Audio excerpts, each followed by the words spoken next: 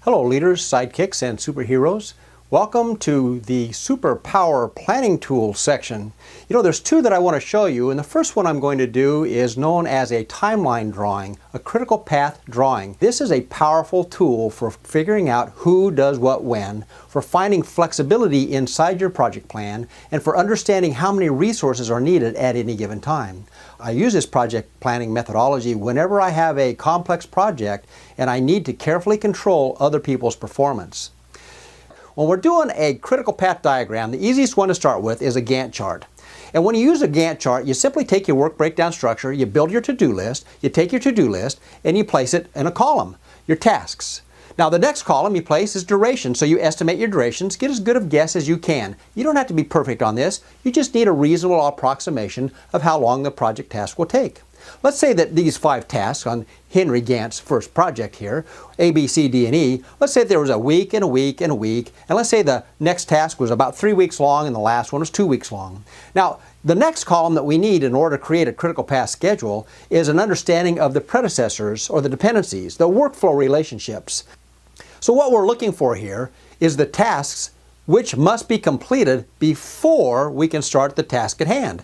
For example, let's say that task A can start at any time, so we put a hash mark in predecessor column to let us know we can do this at any time. Task B, on the other hand, can begin only after A is finished. Therefore, we put an A in B's predecessor column.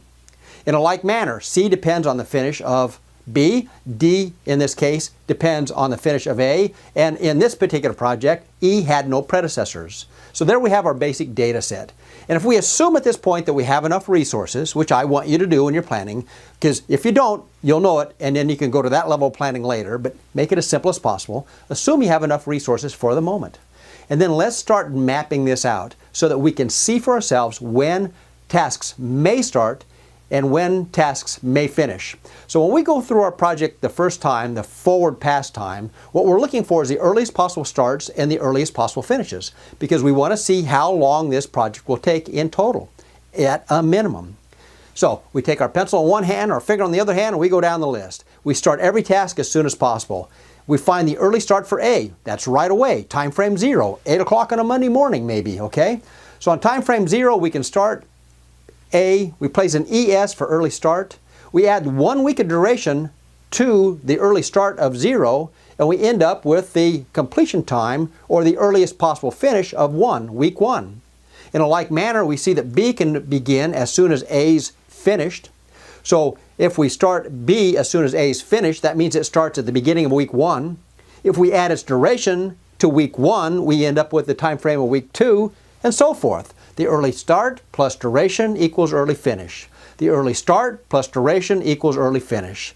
The early start, tricky on this one, plus duration equals early finish.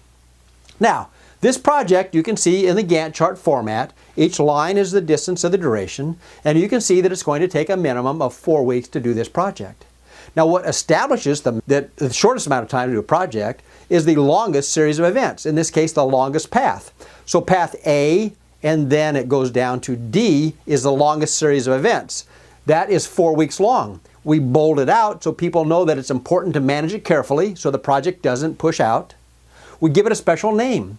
We call this path, you guessed it, the critical path. Okay? Now, it's not because the tasks on it are more important. You see, every task on this project is essential. Everything's got to be done.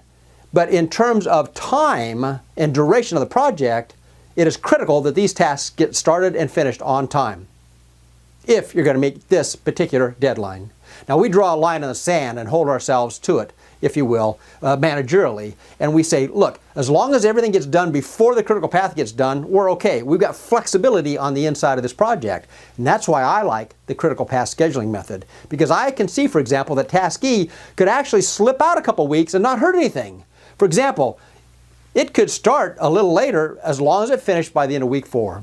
And of course, B and C also have a little bit of slack in them. And that's what we call it. We call it slack time, sometimes referred to as float. So if a task has slack, it is not on the critical path. It has flexibility of when it may and must start. And we call those the early start and late start. The way we calculate them is with a backward pass. We take the latest possible finish, subtract the duration, and establish the latest possible start. Remember the hidden deadlines from start date management? Now we've identified all the hidden deadlines for every task in our project, so we can manage our start dates with great enthusiasm and get this project done in its shortest possible time. So the critical path thinking is an important thought process. But wait, there's more. You see, we can also understand our resource requirements in any given time period using this chart. For example, between weeks 0 and 1, if you look up and see the work being done in that first week, task A will be engaged and task E will be engaged. In the next week, you'll see 3 tasks being engaged. Task B, task D, and task E. 3 teams. So if we were just to make the assumption that it took 1 team to do each task, you could see that the required resources for week number 0 to 1 is a total of 2 teams. In the next week, it's a total of 3 teams. In the next week, count them up. You're right, 2 teams. And in the last week, yep, we only need 1 team to keep this project in a normal state of forwardness. That's a technical and a legal term, normal state of forwardness. Everything is getting done as early as possible. You like it? Me too. You know what? If you only had 2 teams, could you get this project done on time? See, slack is your friend. As my old project management professor used to say, slack is your friend. I like to remind you that slack is your friend as long as it's your secret friend, because I don't want my slack stolen by anybody else. For example, task E, it could slip out a couple weeks, couldn't it?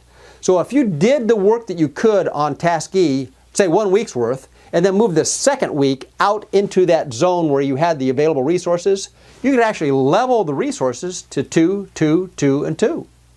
There's one more solution to use only 2 teams on this, and that's if we move out B and C. And if you then look through the workflow, you'll see that only 2 teams are needed in any given week. Pretty cool, huh? Now, there's one more concept here. What if you only had 1 team to do this entire project?